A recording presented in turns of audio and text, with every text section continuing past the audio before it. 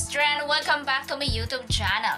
Marami ang kinilig na fans nila Kyla Estrada at ni Daniel Padilla matapos mapabalita na tila nagkakaroon nga raw ng mabuting relasyon ang dalawa. Kamakailan ay spotted di umano si Daniel Padilla na sinundo sa Rockwell ang nasabing aktres. Kilig naman ang mga fans dahil ibang araw ang chemistry na hatid nila Kyla at ni Daniel sa isa't isa. Una nang napabalita na nagkakaroon ng mabutihan ng dalawa na magkasama sila sa iisang proyekto. Kaya naman umaasa ang mga fans na tuloy-tuloy ang kanilang relasyon. Samantala muli namang binalikan ng mga fans ni Kyla ang kanyang naging interview kung saan dito ay inamin niya kung meron na nga ba siyang love life o wala. Narito ang buong detalye ng nasabing interview. Let's watch this.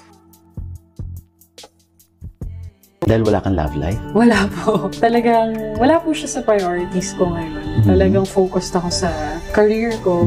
Kasi kilala ko rin po sa hindi ko mabilis ako ma-distract. And ayoko rin sayangin yung moment na to na tuloy-tuloy yung career ko. So, ito talaga yung priority ko ngayon. If it comes, then okay. Pero if hindi, okay lang. Dahil wala kang love life? Wala po. Hiling ng mga fans na sana ay seryosohin nga raw di umano nila Kyla at Daniel ang kanilang relasyon dahil bagay na bagay nga raw ang dalawa. Kaya mga Kachismis Trend, ano ang opinion nyo sa usapin na ito? Comment down below, and if you like this video, please subscribe my YouTube channel and click the notification bell para mas updated ka Kachismis Trend. Thank you for watching!